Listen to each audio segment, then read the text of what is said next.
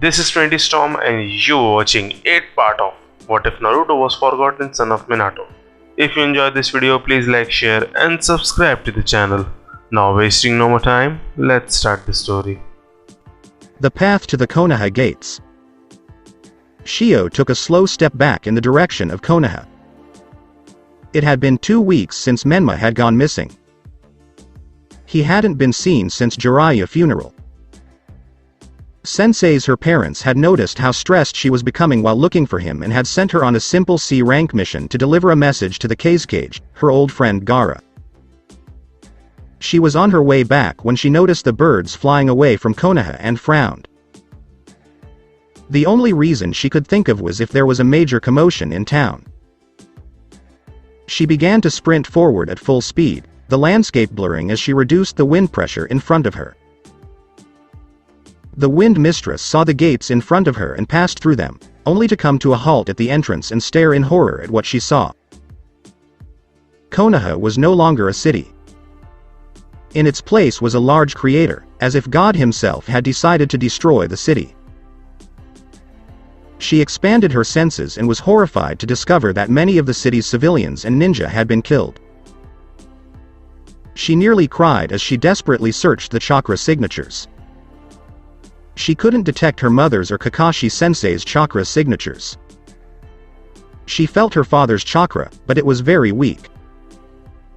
Shio was filled with rage when she saw the 6 figures in the middle of the disaster zone wearing the Akatsuki's signature cloak.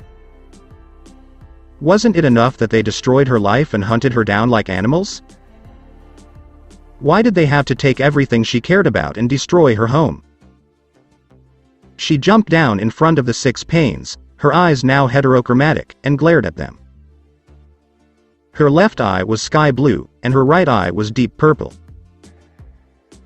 As the corrupted chakra of the Kyuubi evaporated into the air, the purple eye emitted smoke. Shio Uzumaki, there you are. Surrender and allow yourself to be captured, or face the wrath of God, said the leader Pain. Shio nearly screamed in rage and began to use her most recent technique, which she discovered after combining her Yami's power with her own. Wind began to gather around her, and soon a tornado formed around her and the paths of Pain. Pain was unconcerned by the girl's mastery of wind manipulation. His paths could easily absorb this attack. He frowned, however, as the tornado began to take on a dark hue, and widened his eyes when he felt Kyuubi's chakra radiating from the wind. Shio stared at the diva path as a black tornado spun in the center of Konoha. Black wind, the culmination of all my training, Shio said. Unstoppable, unstoppable, and unstoppable. Nothing can get in the way of this wind. Butcher, prepare yourself. Because this is your last chance. The tornado converged on the 6 Akatsuki members, but 2 of the peons raised their arms and the leader shouted, Shinra Tensei, while the other simply formed a barrier around himself, shielding him and some of his allies from the wind, and the tornado imploded from the inside, directing the black winds around the battlefield. Shio frowned. Her wind should be nearly unblockable based on the tests she had done on it during her training, and even her mother's chakra chains couldn't stop it, so she decided to use another of her new techniques, drawing her sword and dash forward, black wind spiraling around her like a wraith as she weaved in and out of sight.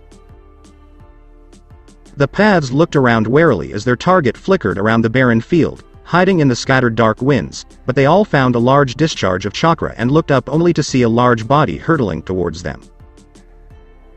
Shio landed on Gamabunta's head, dismissing her dark wind around herself and explaining the situation to the large toad. Gamabunta growled as he saw the killer of one of their summoners. The Toad clan looked after their own and had sworn to avenge their fallen comrade. Shio nodded and yelled as she noticed the Pains regrouping, most likely to plan their own strategy. Boss. I require some oil. Gamabunta nodded and sprayed hundreds of gallons of the highly flammable oil out of his mouth.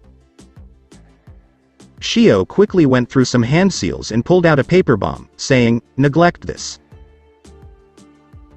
She threw the paper bomb attached to a kunai and blasted it with her dark wind, causing a massive explosion to reach the toad oil, which ignited from the intense wind-aided flames, resulting in a large gout of flames spewed from the toad's mouth, engulfing the 6 paths of pain. Shio carefully observed the smoke that had emerged from the flame, not believing the attack would have defeated the Akatsuki leader. Her observation was confirmed when missiles erupted from the smog, forcing her to erect a dark windshield in front of Gamabunta to protect them from the explosions. Her eyes narrowed in anger seeing the 6 paths of pain perfectly fine after using one of her strongest combination attacks. She frowned as she observed the 6 paths. It appeared that the one that shot missiles at her could turn parts of its body into a machine. The lead figure has some sort of repulsive and possibly pull technique. Perhaps he controlled gravity? She also noticed that another of the paths had managed to absorb some chakra from her earlier wind and fire attacks.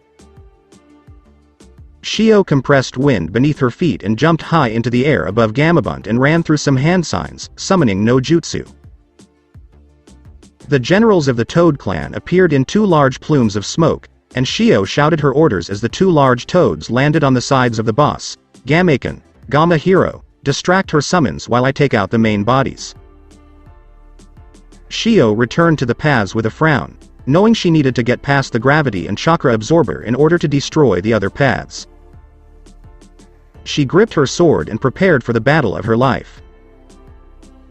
And so the 2 titans fought, black wind clashing against the power of a demigod.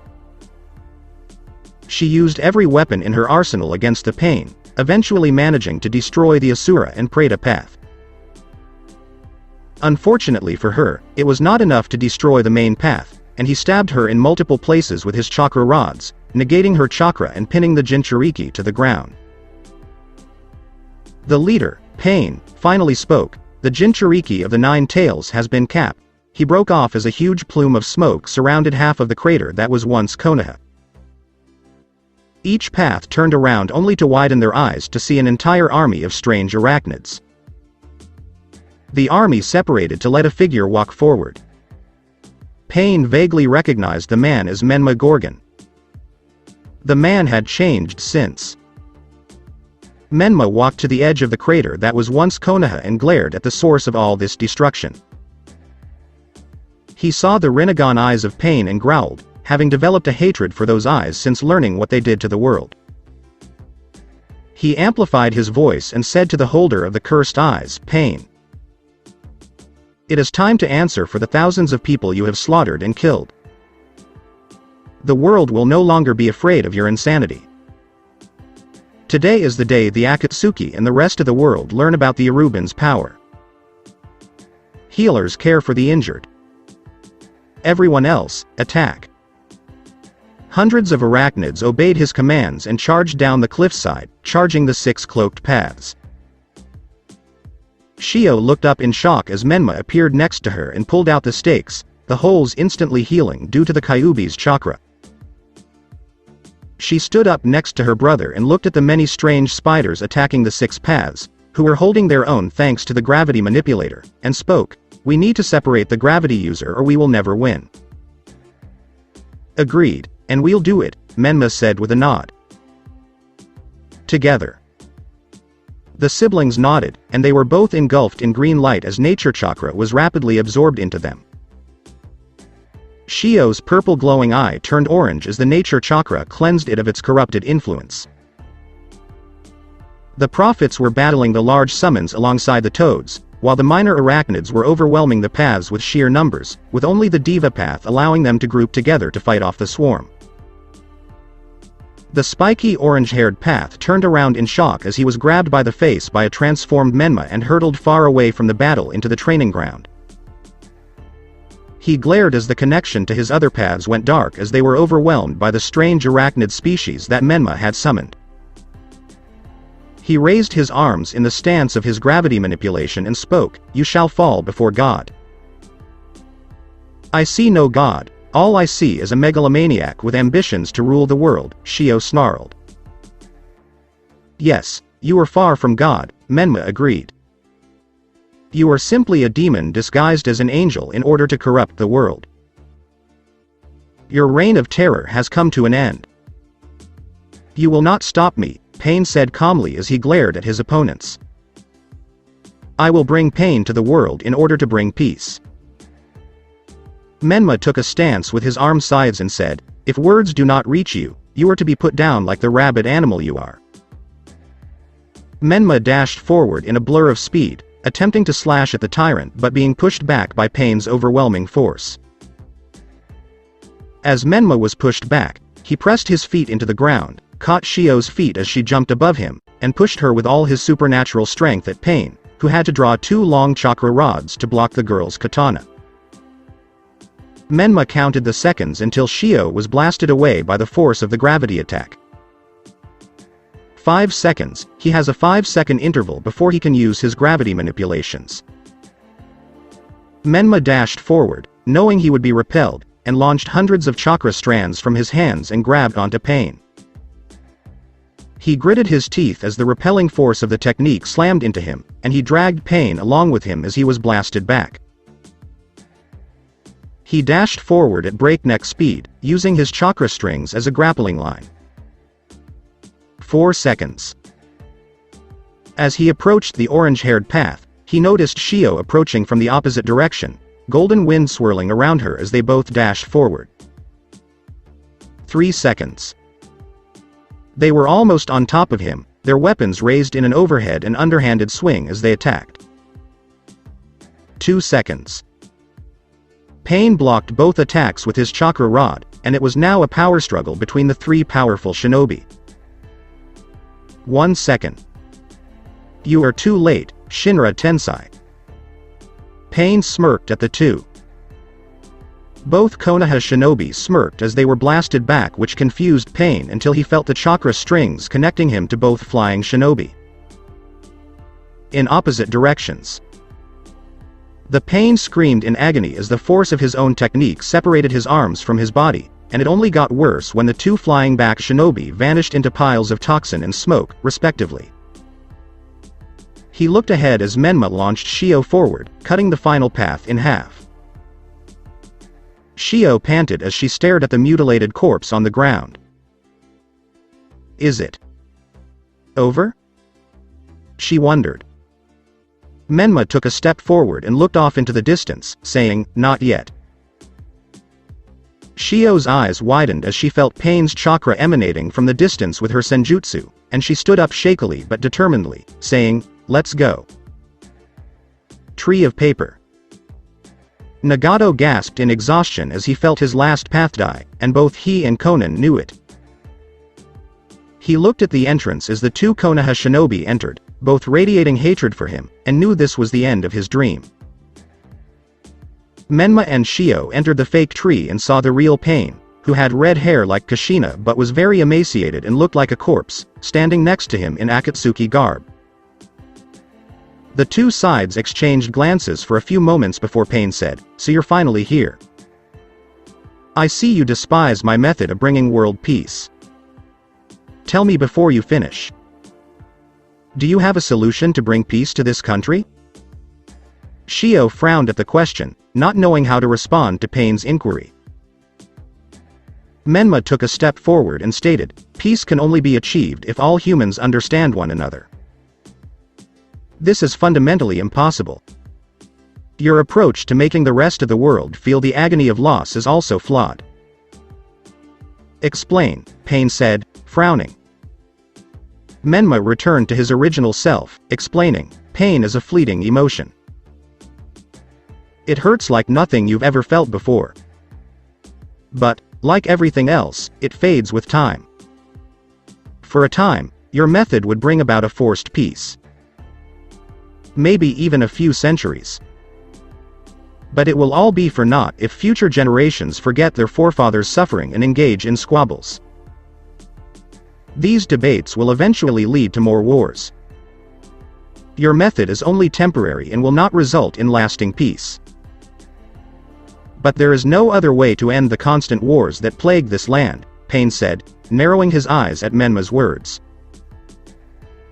Even if the peace is only temporary, it is preferable to this never-ending hatred. Shio frowned. What made you become this pain? What caused you to be so pessimistic about life? Pain appeared to be thinking about something before saying, I guess it wouldn't hurt to tell you. Nagato is my real name. I was also a Jiraiya sensei student. Shio's eyes widened as Nagato told them about his childhood in the Land of Rain, his training under Jiraiya, Yahiko's formation of the first Akatsuki, and the betrayal by Danzo and Hanzo.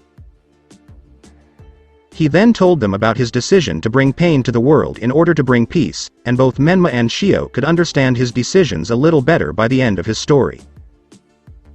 I understand why you're doing this, Shio said as she closed her eyes.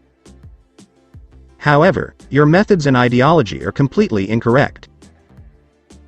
She opened her eyes, one eye glowing orange and the other purple, and took a book from one of her hidden pockets and showed it to Nagato. This is the first book ever written by Jiraiya-sensei. It tells the story of a ninja who travels the world in order to break the chain of hatred. He claims that a former student inspired him to write this book. I now know who that student was. Jiraiya believed that breaking the chain of hatred was the way to peace, and I agree. If you put your trust in me, I will put an end to the hatred in the elemental nations.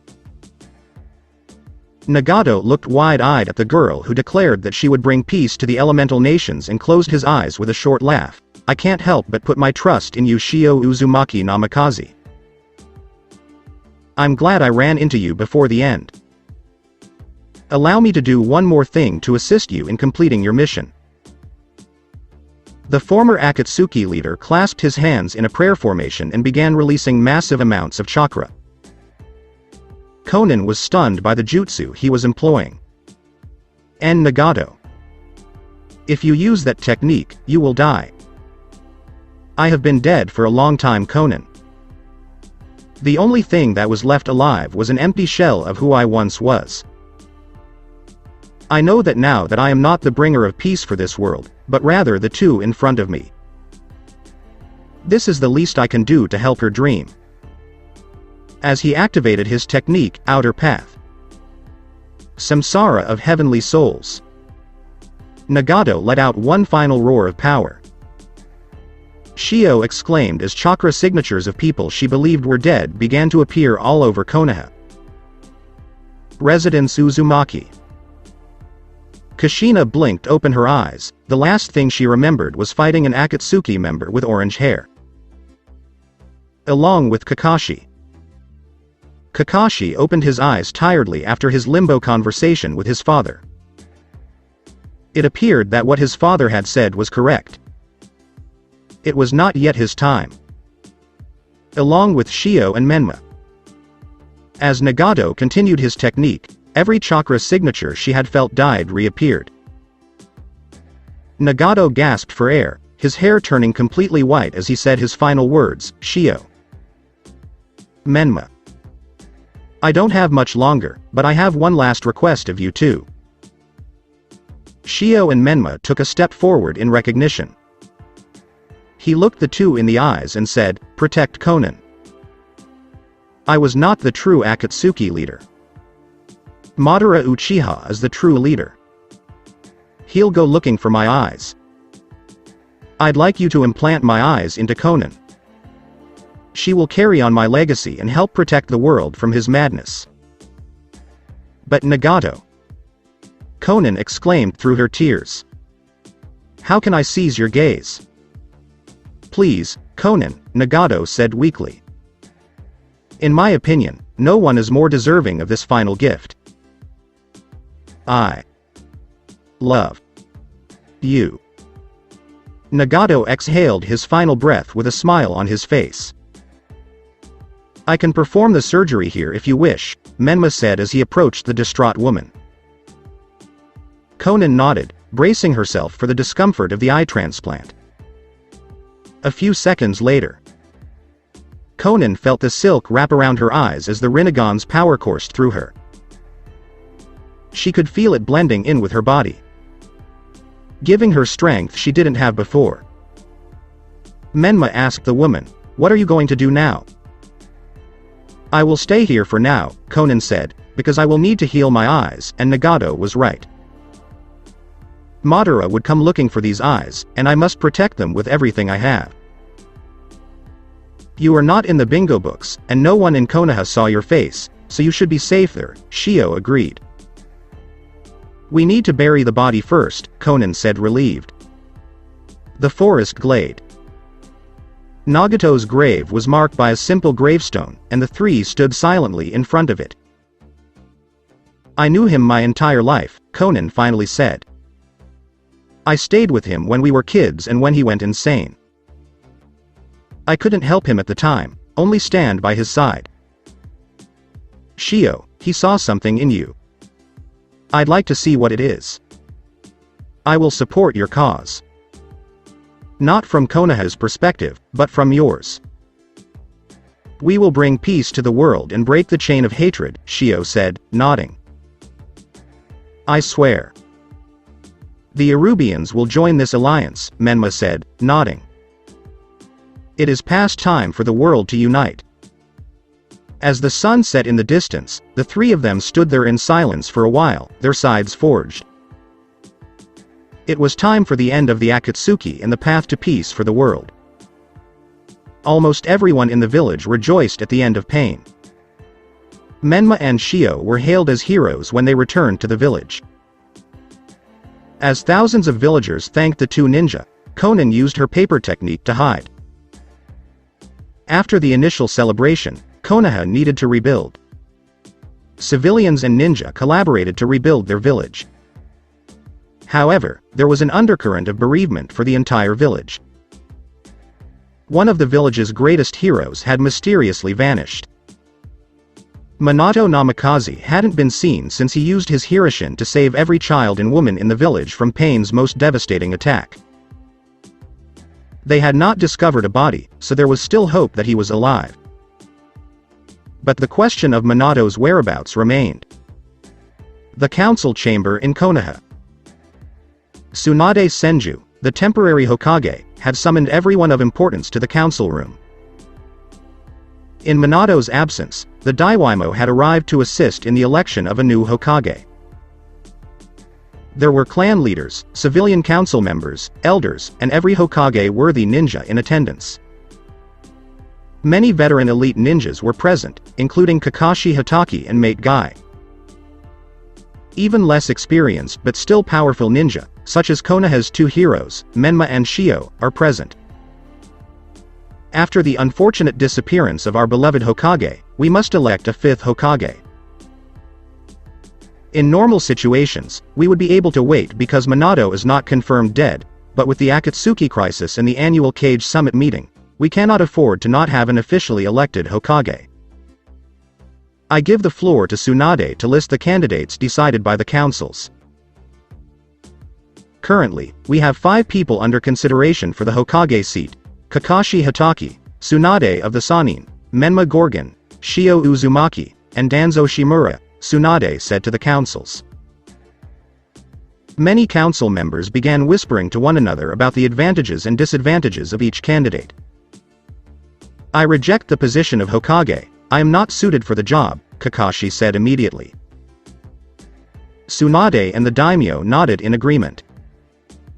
I reject the position as well, Tsunade continued, and we will leave it to the councils to speak on the merits of each remaining candidate. There are pros and cons to every ninja, said Kaide Lotus, owner of most of Konoha's shinobi food stores, but many of the cons revolve around their ages. Lord Danzo is older than Lord Third when he met his demise at the hands of the Kyuubi. On the other hand, both Shio and Menma, while extremely skilled, are still in their late teens. While I agree that Danzo is too old for the Hokage position, both Shio and Menma have proven to be capable leaders in ninja, and Sanagakure's leader Gaara was only 15 when he was elected Hokage, Hiyashi Hyuga said next. Many people agreed with muttered agreement. I may be old, but I am still quite powerful and a worthy candidate for Hokage. I am the most experienced shinobi and have been through 2 world wars. There is no one more worthy of Hokage than I, Danzo said to the council. Many councillors, including the daimyo, nodded in agreement with Danzo's words. Shio yelled, Danzo, reveal the bandages under your left eye, now. The old warhawk smirked. Everyone fell silent as Tsunade narrowed her eyes and said solemnly, explain yourself, Shio. I have been using my chakra sensor since this meeting began to ensure that no one used genjutsu to manipulate the decision. I have detected chakra being activated located around Danzo's left eye, which is almost the same chakra pattern as Itachi Uchiha and Sasuke Uchiha when using their Sharingan, Shio said solemnly to the assembled councils. Tsunade nodded, and everyone looked expectantly at Danzo, waiting for him to reveal his eye. He slowly reached up and undid the bandages around his eye, revealing the 3-tomoed Sharingan to the room. Explain this, Tsunade glared at Danzo. Now. After the Uchiha massacre, I relieved one of their dead Jonin of his eye to replace my lost one from the Third Shinobi War, Danzo said calmly. He is lying, Menma said from where he was leaning against the wall. It's nearly impossible to lie to me now that I've achieved level 3 senjutsu, Shio agreed, her ability to sense emotions having long been released to the village. Tsunade glared harder at this information and struck Danzo with her highest level of ki, making it appear as if Tsunade had transformed into a demon and the pressure made nearly everyone sweat. Danzo, speak the truth. Danzo frowned, knowing he couldn't lie in this room. He also knew that even if he summoned his entire root force of only 40 men, he would still lose. It seemed he had no choice. I obtained this eye from Shisui Uchiha. Many people took deep breaths as everyone remembered Shisui Uchiha's mysterious suicide, and Tsunade snarled at Danzo, are you responsible for Shisui Uchiha's death? Danzo looked around the room for possible exits, but the room had been purposefully designed with only one entrance to prevent assassination attempts. He finally spoke, preparing to flee as he revealed this information, yes. Before Tsunade could order the Anbu to arrest Danzo Menma, he asked, are you responsible for the massacre of former Akatsuki members? The room fell silent as Tsunade questioned Menma, explain yourself Gorgon, he said. During the final confrontation with Pain's real body, we were able to learn about his past, Menma said, nodding. We also discovered the Akatsuki's true origin. Menma began pacing while keeping an eye on the traitorous elder as this information was revealed. I learned that the Akatsuki were once a peace organization comprised of 10 ninja to help end the Third Shinobi War, Menma said. That all changed when Danzo and Hanzo of the Salamander banded together to destroy this group. Hanzo had felt threatened by this peace group and had joined forces with Danzo to gather intelligence on the enemy. All at the low cost of murdering Pain's friends and transforming him into the psychopath we know today. Danzo remained silent as his past mistakes were laid at his feet. He was about to defend his case when Yamato stepped forward. Minato and I have been searching through Danzo's past for incriminating evidence for quite some time now. However, we only recently discovered evidence of your treachery. We discovered that one of your subordinates, Sai, is still in rehab for mental scarring, mental manipulation, emotion degradation, and forced loyalty to you Danzo. Tsunade asked, solemnly, what did you discover during this mission, Yamato? All information regarding the identities of our Anbu, patrol paths, supply routes, and ninja in the field, Yamato glared at Danzo as he spoke. Everything Orochimaru would require for another invasion was delivered by Danzo's subordinate. Tsunade stood up and addressed the entire room, saying, Danzo, you are to be executed for treason, illegal child manipulation, illegal use of genjutsu, and war crimes. I may be revealed, but I will not go down without a fight, Danzo said as he wrenched his arm out of his left bandages, revealing that he wasn't actually crippled. My path is the only way for this village to thrive. After removing the bandages, a large metal bracer was revealed. Danzo pressed a button on the bracer, and Nei members blew a hole in the roof and attacked many of the ninjas in the room. Kill Danzo and any of his followers. Every capable ninja is needed to help with this operation and defend the daimyo. Roof of the council chamber. Danzo jumped through the hole in the roof and began releasing the bolts on his bracer, finally releasing the last one as Menma and Shio jumped behind him, ready for battle. Danzo would have continued running, but a black wind encircled the entire council roof, making it impossible for anyone to escape. Danzo approached his two opponents slowly and unclasped the last bolt from his bracer, tossing it to the ground to reveal his monstrous arm. Shio and Menma gasped as they noticed the many Sharingan eyes implanted in his arm, as well as the Shodamin Hokage's face on his right shoulder. Menma glared at the traitor. "So this is why you betrayed Konoha to Orochimaru. He was the only one who could provide you with that arm." "Everything I did was for the prosperity of the Leaf Village," Danzo said, narrowing his eyes. Shio growled, one of her eyes emitting purple smoke. "That's bullshit, and you know it. Nothing good can come from associating with traitors and brainwashing children to become your slaves." Tsunade shot from the ground with an uppercut, smashing Danzo into the wind wall with such force that his entire body exploded, gore raining down on the roof, before Danzo could continue. "That was anticlimactic," Menma said, looking at the gore. Shio was about to nod in agreement when her senses went off. "Lady Tsunade, dodge." Tsunade didn't even question her and jumped into the air to avoid a kunai stab from an unharmed Danzo. Menma focused on a way to defeat the man, ignoring Tsunade's interrogation of Danzo's abilities during the battle and focusing on a way to either negate his death or create a powerful illusion to make them think he was dead. He no longer believed that jutsu could prevent death after witness. He watched as Shio sliced Danzo in half, only for him to reappear and force Shio to dodge an attack. He saw one of the traitor's eyes close and widened his eyes, knowing what this meant. He can only revive himself 6 more times. Tsunade and Shio both nodded, stepping up their attacks on Danzo. Menma rushed forward, reappearing behind Danzo's back and cleaving down with his arm, slicing him in half. "There is nothing you can do." Danzo reappeared, closing his third eye. "I am eternal. And now I'm going to kill you all for the sake of the Hidden Leaf Village's glory." The World of Trees Mokuton Nativity. Shio easily cut the wood around them with her dark winds, leaving only the trees covering the outside of the chambers standing as the top of the council room quickly transformed into a forest landscape, with roots and branches attempting to impale the 3 ninja. Danzo leapt into the air, flashing hand signs and shouting, summoning jutsu, Baku. A large elephant-like animal smashed down on the roof, only the seals that reinforced the building preventing it from collapsing, and the elephant began to breathe in air at a rapid pace, shooting it out in a wave of vacuum spheres. Black Wind Wall.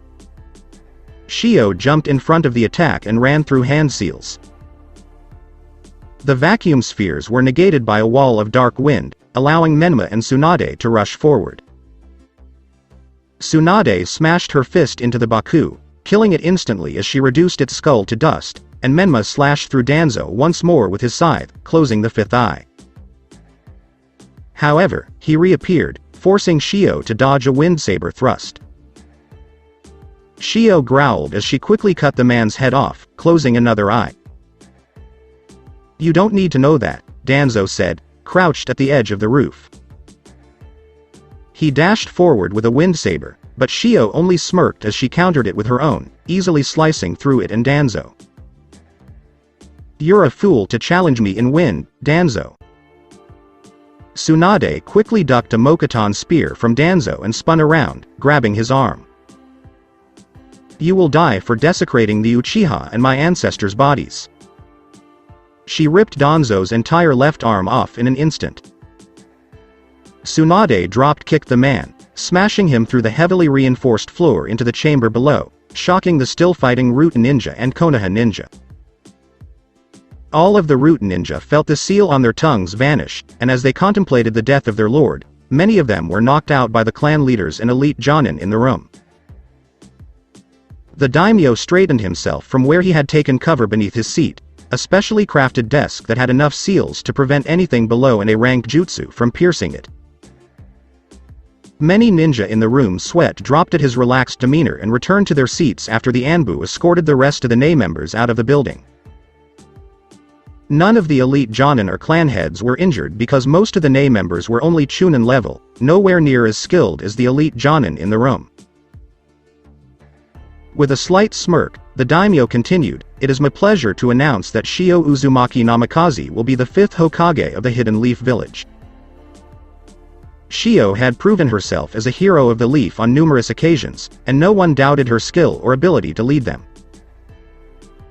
Shio stood there, stunned, looking at Menma, who was clapping, a proud smile on his face as he congratulated her, and her mother, who was currently sitting on the Uzumaki clan head seat, crying with joy for her.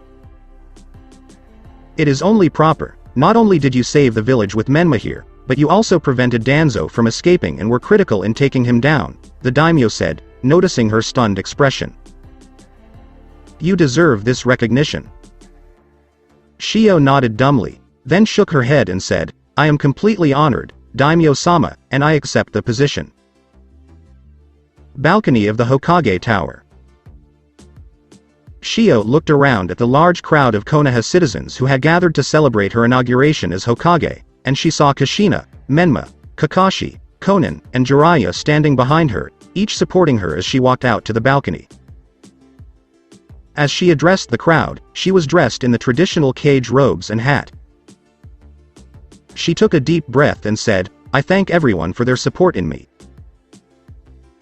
I may not be my father, but I assure you that I will protect my home and country with the same zeal as my forefathers. I will bring peace to this country and ensure the safety of all citizens." Her speech went on, addressing issues such as the Akatsuki and the tentative peace with the other nations, as well as how she wished to strengthen ties with them. At the end of her speech, she lifted the Kage hat and shouted to the crowd, "I am the 5th Hokage. I will keep the fire burning so that our precious village can continue to thrive." Everyone in the crowd cheered and began to chant her name in celebration. She smiled at the crowd as they began the celebrations, feeling hopeful for the future. The Akatsuki loomed, but they would be able to weather the storm ahead. Unknown address. A dark-dressed man with an orange swirly mask approached his workstation in the realm's dark void, flashing through multiple hand seals before a poof of smoke revealed a glass jar with a floating eye in it, which he lifted up and chuckled a bit, always good to have a spare. The Rinnegan glowed ominously in the glass. Unknown address. Minato awoke groggily and rose to his feet, looking down at the kunai he had used for his Hiroshin and cursing a little when he realized he had made a mistake on the sealing paper. He looked around before noticing he was on the roof of a building in Konoha, sighed in relief until he noticed the Hokage monument. What was the significance of Tsunade's face on the mountain? Hubby's hideout team. The members of Team Hubby lounged around their base's living room, planning their next move. Our primary goal of killing Itachi Uchiha has been accomplished. Currently, we have no other goals. However, none of you three are missing ninjas with bounties, and I will most likely be able to get a pardon from Konoha for killing 2 of their most wanted criminals. However, are there any other goals any of you have before we try to negotiate with Konoha? His 3 teammates exchanged glances before Makomi spoke up. If my old clan was still alive, I would want vengeance on them, but since Kiri has already done that, I have no objections. I am happy just being with you, Sasuke. Karen said, fiddling with her glasses. You are my Kage, Sasuke, and I will follow you wherever you wish, Jugo said solemnly. Alright. I don't want to contact Minato Namikaze in Konoha, so we'll go to the Kage Summit and talk to him there, Sasuke said, pleased. They began packing after everyone nodded in agreement. Office of the Hokage. Shio muttered to herself in the mirror, "These robes make me look ridiculous." Menma scratched the back of his head and replied sheepishly, "It is a required tradition to at least arrive in your Kage robes, but you can wear whatever you want during the meeting." Shio grumbled petulantly about how unfair the situation was and changed back into her regular clothes. She was dressed in her red battle armor when she emerged from the dressing room. Menma noticed that the armor's gold trim had turned a dark purple color. Shio, he assumed, changed it following the events with her alternate personality Yami. Menma smiled kindly at his newly elected Kage, knowing that this was the last thing she wanted to do. Shio noticed the smile and cringed, trying to hide her blush. She became very attracted to her former brother after merging with Yami and reclaiming her lust. With his slightly glowing green eyes and long hair tied in a knot in the front and long in the back, he was very attractive. He was dressed in his now standard outfit of a wide-sleeved kimono top with spider web designs on the sleeves, black shinobi pants, and combat boots. She was perplexed by the situation. Menma was not technically her brother, and even if he was, incest was not necessarily frowned upon in the village, as the Hyuga clan demonstrated. The only problem was that she had no idea how to express her emotions to him. She was also concerned that he would not love her back, because she had been a major cause of his neglect during her childhood. Menma, unbeknownst to her, was having similar thoughts. Menma turned away at the same time Shio did, hiding a small blush from seeing his former sister in her armor. With her spiky long blonde hair and sapphire blue eyes, she was truly stunning.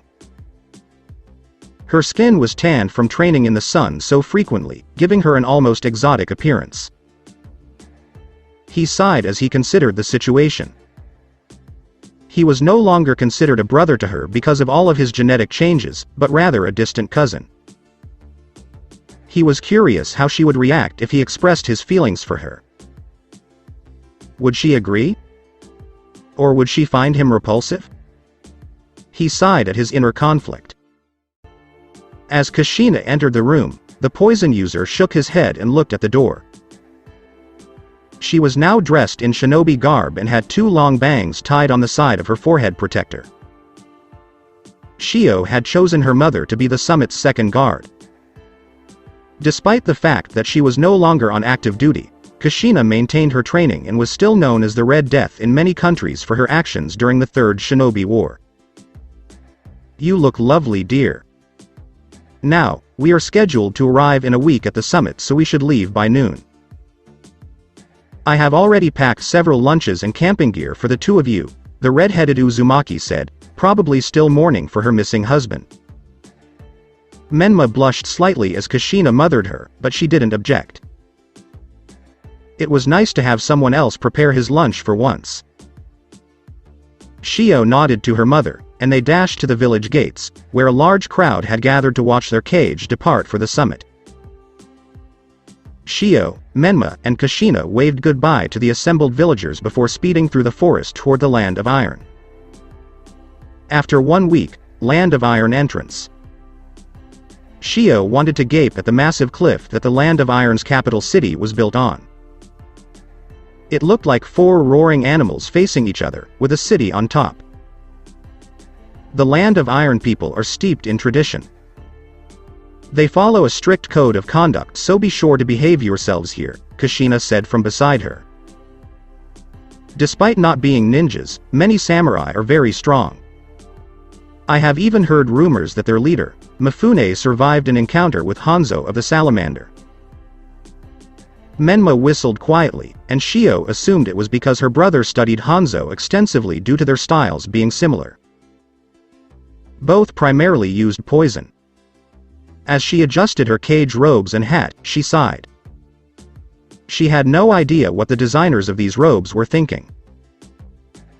True, they were very easy to remove in an emergency, but the robes themselves provided no freedom of movement. She paused her fidgeting as they approached the large gates that led into the capital. samurai lined both sides of the open gates, waiting for any disturbance from their visitors. They entered the gates and came across an elderly samurai with bandages wrapped around his head. Shio recognized him as Mifune, the samurai leader. "Greetings, Hokage of the Leaf Village. My name is Mifune, and I will oversee the summit meeting. You are free to prepare for the meeting in your assigned rooms. The other Kage have already arrived earlier, so the meeting will begin in 2 hours. Your assigned escort will take you to your rooms," Mifune said as they approached. "Thank you, Lord Mifune, for your hospitality. I hope we can all reach an appropriate agreement in the coming meeting," Shio said with a nod. Mifune's cold eyes softened slightly as he looked at the young Hokage, "As do I, Lord Fifth." After 2 hours, meeting room. All of the Kage's guards were stationed on the meeting room's upper floor, keeping an eye on the proceedings as the 5 Kage and Mifune discussed the Akatsuki. Menma looked around at the other guards, many of whom he recognized from the bingo books. He saw the 3rd Tsuchikage's granddaughter, the 2nd Raikage's apprentice, and even some of his old Sand Village friends.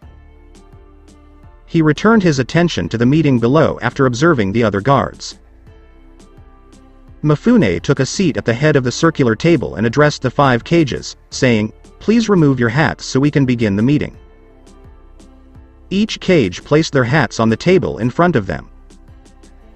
"As you all know, I am Mifune, leader of the samurai. We are here to discuss the matter of the Akatsuki. They have become a problem for every nation in their relentless goal of acquiring all of the Biju contained within the Jinchuriki," Mifune said, nodding in approval. Onoki, the Tsuchikage, snorted, "I'm not sure these Akatsuki are even that great. From what I've heard, they're almost all dead. Despite being small in number, they still have the strength of 8 Biju. Even 1 Biju is a serious enough threat to one village. What could the combined strength of 8 of them do?" Gaara replied calmly. "HRMPH. It takes years to master a Biju to warrant it as a threat to an entire village, not to mention one has to seal a Biju into a young child for it to be properly integrated," Onoki said to the young Kage. "Not if they intend to use it as a bomb," Shio said at this point. The entire meeting fell silent, and Mifune turned to Shio, saying, "Please explain your words, Hokage. It has come to the Leaf Village's attention that the Akatsuki do not seal the Biju within children, but rather a large statue. It was not until recently that we learned the use of this statue. The Akatsuki's figurehead leader, Pain, planned to use the combined strength of the Biju to unleash a devastating jutsu on each of the shinobi villages, uniting the world through pain. Madara is dead, and has been for centuries," snorted Raikage A. "I don't know how he survived," Shio said, shaking her head, "but we've been finding more clues that indicate he's still alive, working in the shadow of the Akatsuki for his own purposes. Do you have any proof that Madara Uchiha is the perpetrator behind the Akatsuki?" asked the Mizukage Mei Terume. Shio shook her head, "Nothing concrete, but these beliefs came from 2 sources: the traitor to this organization, Orochimaru's own personal notes, and the organization's figurehead leader, Pain himself. Trusting the word of a known traitor and the organization's leader is an unwise decision. For all we know, he could have been bluffing." Shio crossed her arms across the table and continued, "If he truly was the leader of the Akatsuki, why would he claim that someone else led it when his death would dismantle the organization? I am certain Madara is behind this madness." Before the 2 could continue arguing, a slammed his hand on the table, severely cracking it in the process, and yelled, "Enough of this speculation." Every guard in the room sprang into action as soon as his fist touched the desk, ready to defend their Kage from the enraged Raikage. Shio was pushed aside by Menma and Kushina. Menma was in his taijutsu stance, and Kushina had her sword drawn. Every other guard had their weapon drawn and was protecting their Kage. Before things could turn violent, Mifune yelled, "Enough! There will be no violence in this meeting." Every Kage motioned to their guards to stand down, and to everyone's surprise, they all did, disappearing back to the second floor in an instant. Mifune frowned as he looked at the agitated Hokage, saying, "Lord A, I would ask that you refrain from such actions in the future. They do not reflect well on your village. Now, tell us your point without the unnecessary violence." 1 week ago, I received word that my brother, Karabe, had been taken by the Akatsuki, and the scouts who reported this confirmed that it was Hoshigaki Kisame who captured my brother. I do not have time to waste idling her with pointless speculation on the leader of the Akatsuki when my brother is more than likely dead by their hands. Shio frowned. "You are not the only one who has lost people to the Akatsuki, Lord Hokage. Everyone here has lost loved ones to the Akatsuki. In fact, my predecessor Minato Namikaze repeatedly requested meetings to discuss the Akatsuki, which all of you refused to attend. I wonder why we only meet when everyone has lost Jinchuriki or people to the organization." As some of the other Kage shifted uncomfortably, the Hokage grimaced and leaned back in his seat. The Tsuchikage snorted at the blonde-haired girl and said, "Just elected Hokage and already think you know everything. You should listen to our advice and stay out of the higher leagues, brat." "I would rather be inexperienced than so stuck in the old ways that I cannot see the middle path," Shio said. "You are known as the great fence-sitter, yet the only thing you have contributed to this meeting is negativity.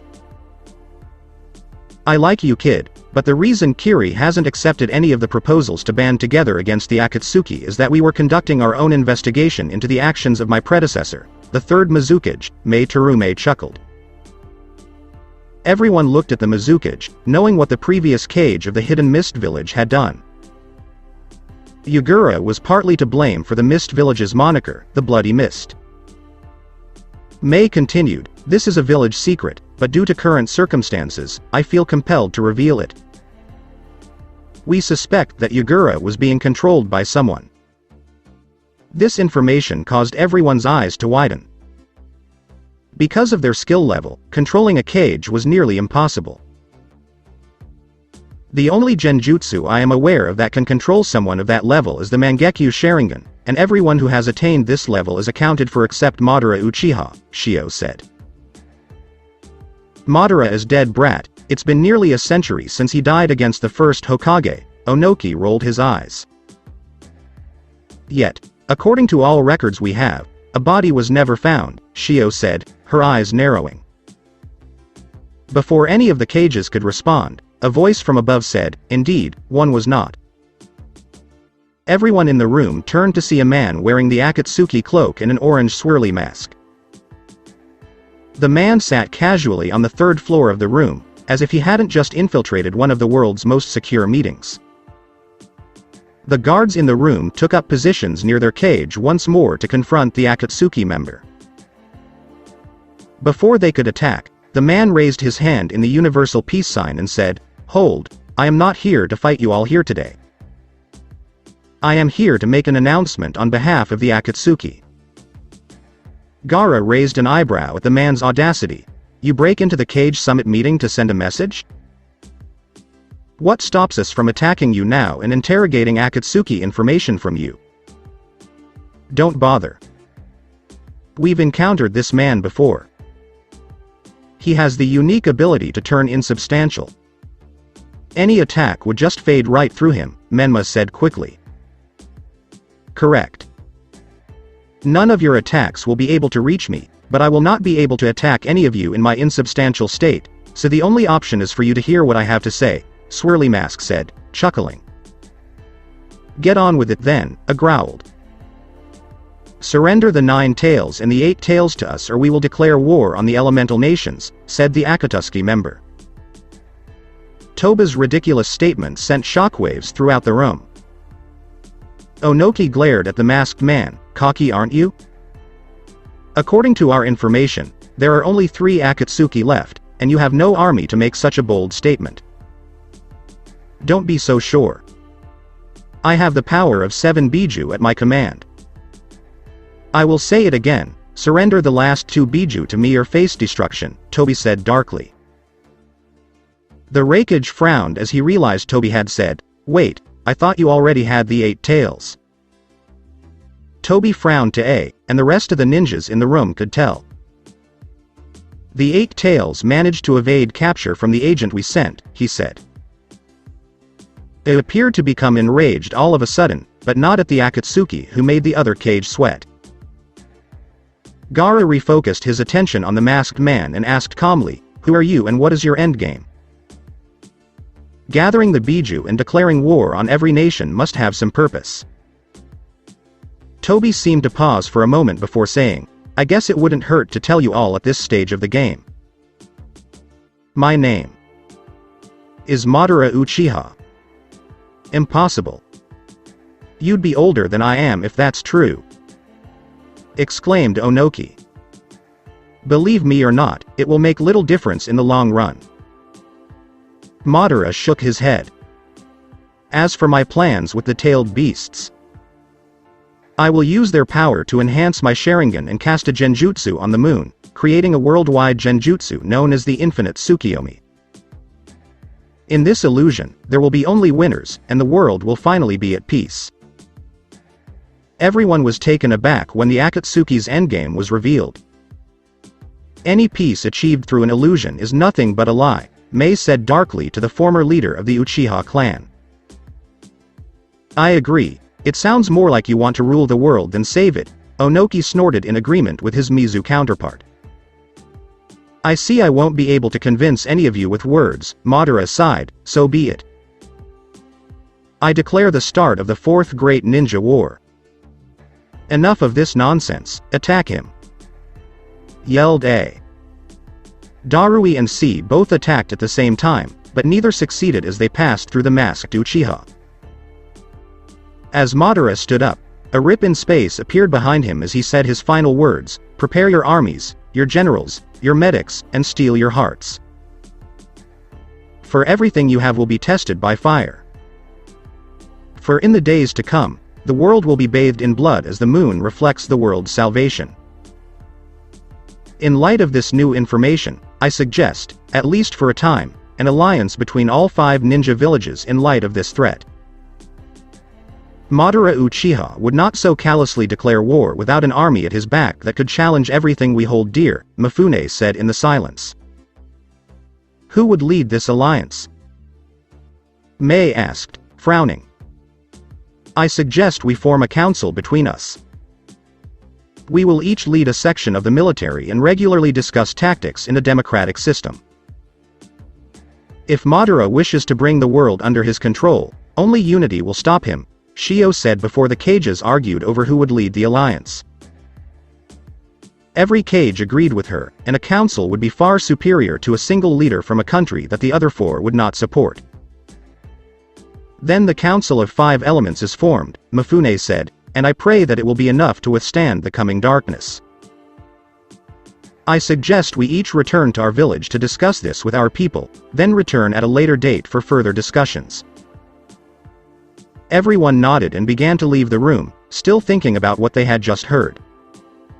Along with Minato. Minato carefully observed his surroundings and noticed that Konoha had nearly recovered from Pain's attack. Because of the Hokage monument, he knew this was Konoha, but why was Tsunade's face on the mountain? Was she elected in his place when he went missing? He made the decision to seek answers from the woman herself. He looked up at the setting sun and guessed it was around 6 p.m., early enough for the current Hokage to still be in his, or in this case, her office. He then vanished in a yellow flash using the Hirishin seal he had placed in the Hokage office. Another Hokage's office.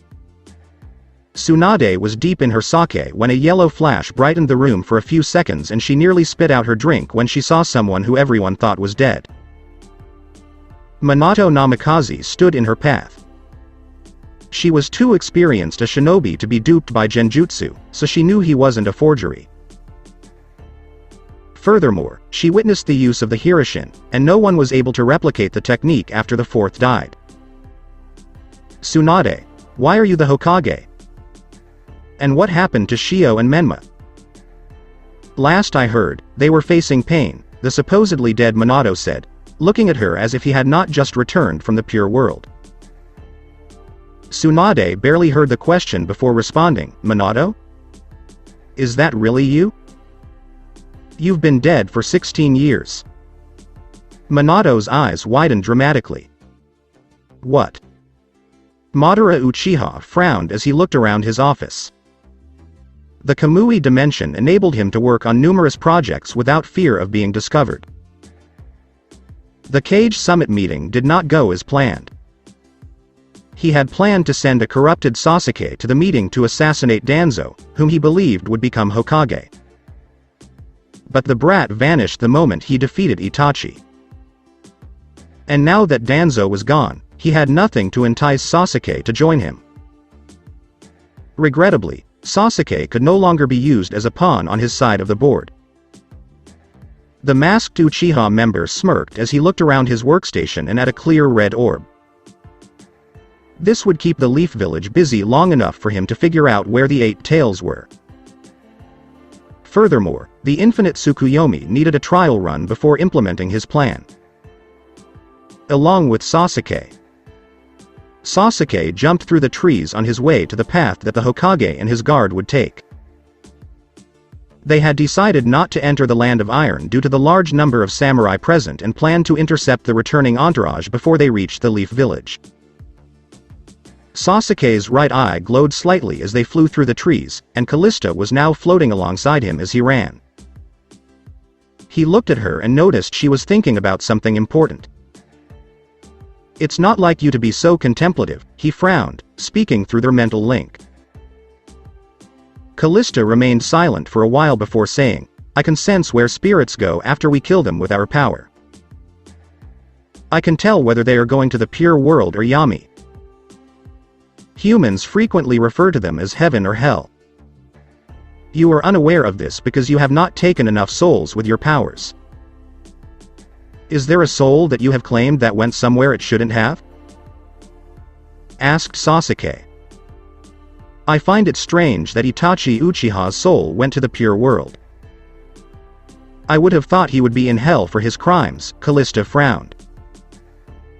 He shifted his gaze back to the glowing invisible woman and voiced his thoughts. How is it possible he went to heaven after everything he has done?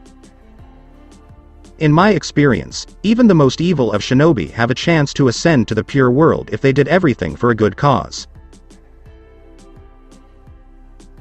For example, a shinobi could slaughter 100 shinobi in a war, but if the reasons for those killings were to protect the people of their village, they will ascend to the pure world.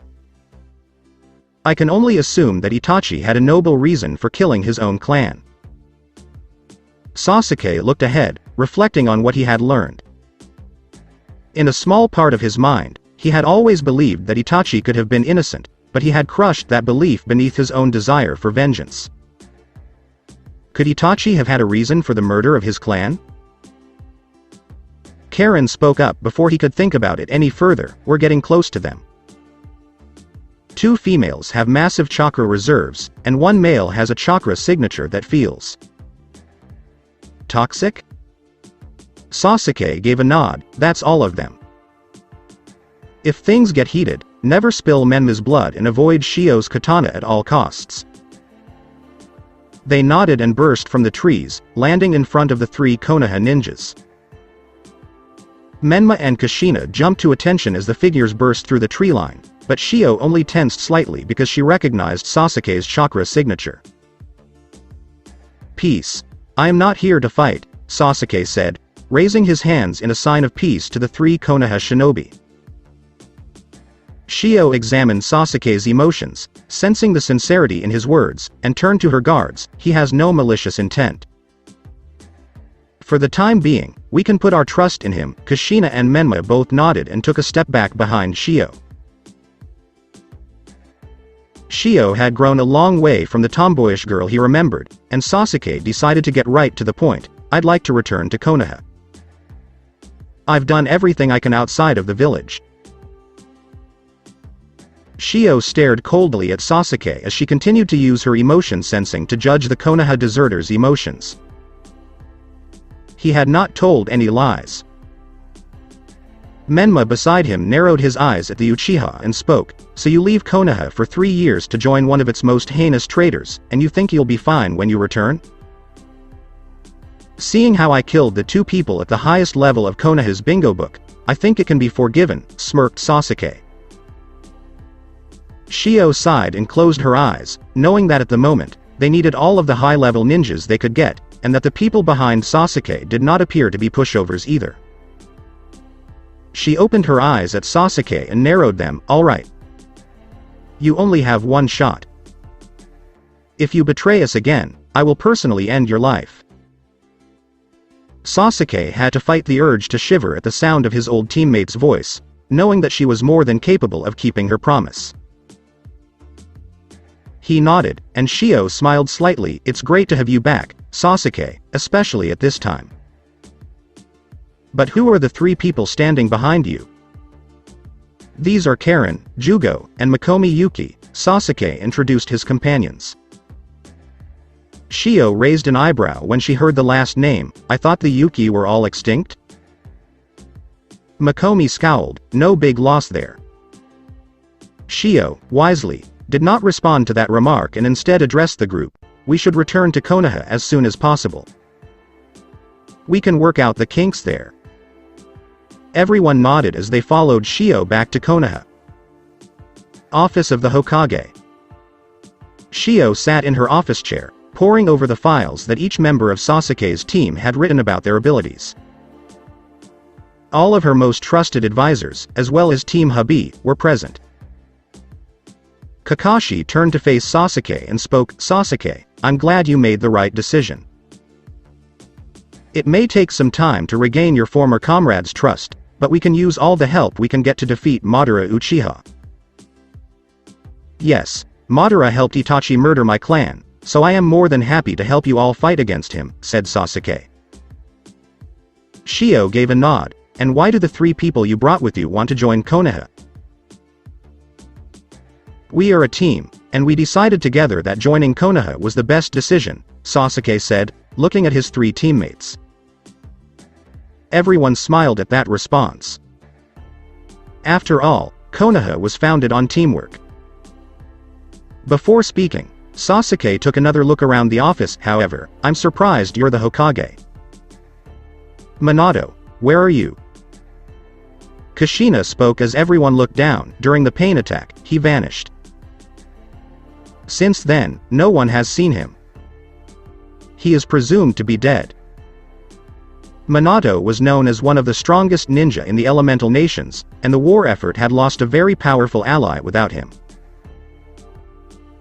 Shio exclaimed, "You all have the rest of the day free. Why don't you get back in touch with Konoha, Sasuke? Some of the old Uchiha buildings have survived Pain's attack, so you and your teammates can temporarily live in one of them."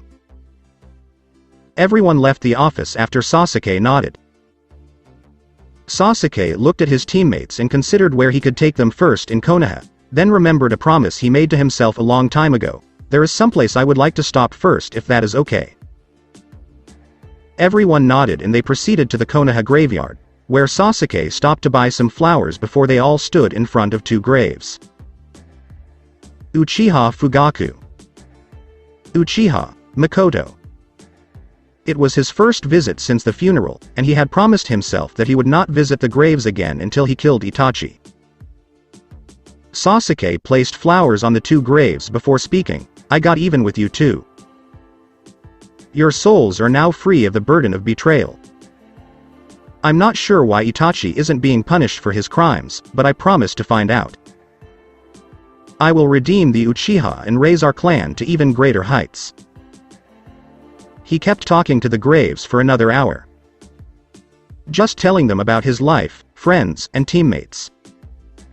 He turned to face his team, more determined than ever to defeat Madara Uchiha. As he walked away, he didn't notice his parents' proud faces over their graves before they vanished without a trace. Office of the Hokage, 7 p.m. Shio sighed and rubbed her eyes as she completed the paperwork for Sasuke and his 3 teammates to become their own team in Konoha. Hubby's team was now officially known as Team 14. Being Hokage was as unappealing as Minato had made it out to be when she declared as a child that she wanted to be Hokage. He had gone on and on about the miles and miles of paperwork that needed to be completed. She was perplexed as to why he had never done as she had and used shadow clones for simple paperwork. She rose from her desk and exited the building, only to find Menma waiting for her. She approached him and waited for him to speak. He appeared to be deeply contemplating something. "Would you like to go out to eat somewhere?" Menma eventually asked. That was not on her list of things she expected him to ask. She wondered if he meant more than just a simple dinner. She looked at him with interest, like a date? She couldn't tell how much her question irritated her estranged brother if she didn't have the ability to sense emotions. Menma coughed into his hand to hide his blush, knowing that it would be ineffective against her emotion sensing, and said, "I guess it could be considered a date." Shio grinned happily, "I know a great place then." The blonde Hokage grabbed the spider summoner's arm and dragged him to Ichiraku Ramen. It used to be just a stand, but thanks to the patronage of the Hokage's family, the Ichiraku family was able to expand into a full bar, restaurant. When the owner and chef came to take their order, they sat at the bar. "Shio. I haven't seen you since you became Hokage. I am glad you're back. You know I can't stay away here for long, Gramps." Shio laughed. "Well, I hope not. I would hate to lose my favorite and most valued customer, and who is your friend here?" "Your boyfriend?" grinned Tuchi Ichiraku. Menma and Shio both spluttered denials, while the ramen chef mocked their expressions. Menma coughed into his hand before responding, "Ah, no, I am not her boyfriend. My name is Menma, and I frequently collaborate with Shio on missions." Tuchi nodded, "I see. So, what can I get you too?" Shio jumped up and down in her seat as she placed her order. "I'll take 5 large pork ramens, please." Menma examined the menu on the wall before responding, "I'll take your large miso ramen, please." Tuchi happily nodded and went to prepare their food. Their food arrived only 30 minutes later. Shio happily devoured her first while Menma frowned at his bowl. Shio cast a glance at the black-haired teen before swallowing a large portion of noodles and saying, "What's wrong? You should start eating before it gets cold." "I just realized this is the first time I'm eating ramen with you," Menma said, his face sad. Shio paused, trying to recall a time when they had eaten ramen together when they were younger. She frowned as she couldn't recall ever going out for ramen with Menma with her parents. When she looked at her former brother, she realized how much they had missed out on as children. "Then you should eat. Trust me, the ramen here is the best in the village," she said, taking a few noodles from his bowl. Menma looked at the noodles before eating them with a slight smile. They were delectable. After 2 hours, Menma and Shio finished their meal and went for a walk through Konoha while making small talk.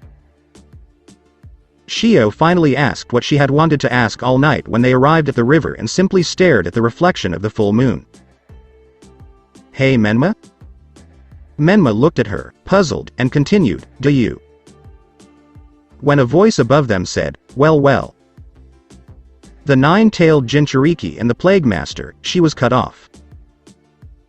Shio drew her sword quickly, and Menma rolled back his sleeve, his arms already turning purple from the toxins coursing through them. Madara Uchiha held a crystal ball while standing atop a lamppost. Shio tightened her grip on her sword and yelled angrily, "Madara Uchiha! How did you get into the village?" They couldn't see his face through the mask, but they could tell he was smirking. "That is unimportant. What is important is that you both help me test my latest invention. We will have to respectfully decline to help you because you will die here, Menma said to the masked menace.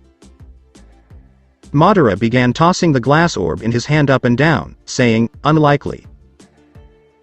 Partial infinite Tsukiyomi. He tossed the orb high into the air, hovering above the moon, with a final flick. Shio slashed her sword and cracked the orb before the jutsu could activate. Madara exclaimed in surprise as the damage orb flashed with broken light, what? Both Menma and Shio vanished before the masked manipulator could stop the jutsu. He frowned as he looked at the cracked orb that had fallen back into his hand. The jutsu demanded that the orb shine a bright light on its victims. Who knows how a shattered reflection would affect the jutsu? Another world. Menma and Shio reappeared in the same location from which they had vanished in a flash of light. Menma frowned as he looked around the area. Nothing happened? He wondered. Shio also looked around, and Menma was correct. They had reappeared in the same location. It appears that whatever Madara attempted to do failed. What do you think, Menma? Menma? She looked around and found Menma staring at the Hokage monument. She, too, turned and looked surprised. Tsunade was on the Hokage monument for what reason? Shio looked as perplexed as Menma as they looked around. Except for the monument, everything was the same. Shio looked up at the sky and realized it was daylight. Madara's technique had only been activated in the middle of the night. We should go to the Hokage Tower. We have no idea if this is an illusion or not, the fifth Hokage said to her love interest. Menma nodded, and they jumped to the Hokage Tower from the roof. Office of the Hokage. Tsunade rubbed her brow in frustration. The first Minato to rise from the dead as a Minato from another dimension. Everything about his own dimension had been revealed to her by the alternate fourth Hokage. Except for a few differences, nearly everything was the same. Specifically, the fact that he and his wife were still alive and had 2 children. Shio and Naruto. He told her about Naruto's abandonment and how he took the name Menma. Naruto's stunt with the partial Tsukuyomi, where he met his evil alternate Menma, came to mind. She was astounded to learn that this Menma had become her apprentice in Minato's home world. Minato, she remembered, was quick to adapt and quickly went to work on a solution to his problem in a way home. He'd asked about the differences in her world, and she'd told him everything. Minato and Naruto's meeting had been awkward. Flashback. Minato entered Tsunade's office. So in your battle with pain, you overused the Hirishin and ended up using a faulty seal, which transported you to this dimension, the busty Hokage said, exhausted. Yes, Minato said cheerfully, I just need to figure out how to recreate the faulty seal and use the other Hirishin Kanai in my dimension to transport me back. It shouldn't take more than a month. I will provide you with any materials you need to make your way back. Your old home was destroyed in Pain's attack, but we can put you in an apartment, Tsunade said thoughtfully. I would also like to meet my son of this dimension. It would be interesting to see the differences, Minato nodded. Tsunade smirked slightly as she considered the differences between Menma and Naruto. She couldn't imagine 2 people who were so dissimilar to Minato's Naruto. The door was slammed open by the blonde himself and his pink-haired teammate, Oi Granny. Huh? The blonde most likely would have continued his greeting, but he caught sight of the one man he never thought he'd ever get to meet outside of the remaining chakra in the seal, father. As he looked at his alternate son, Minato scratched the back of his head awkwardly. With Kushina's face, he definitely looked like a younger version of himself. He wondered if Menma would have looked this way if he hadn't made a deal with the Spider Clan. Tsunade sighed. She had hoped to tell Naruto in private before he met Minato. "Naruto, we have much to discuss," she said. Flashback concludes. After everything was explained, the meeting went smoothly. Naruto dragged Minato around Konoha, where they talked about their lives and became very close. She just hoped nothing else out of the ordinary happened before Minato returned to his home dimension. "Lady Tsunade? There is a Menma and Shia wishing to see you," her secretary said as soon as she said these words. Tsunade then slammed her head against the desk. Why did this have to happen to her all the time? So that's it for today. I hope you guys enjoyed it. Don't forget to like, share and subscribe to the channel for more awesome stories like this. Thank you. See you all in my next video.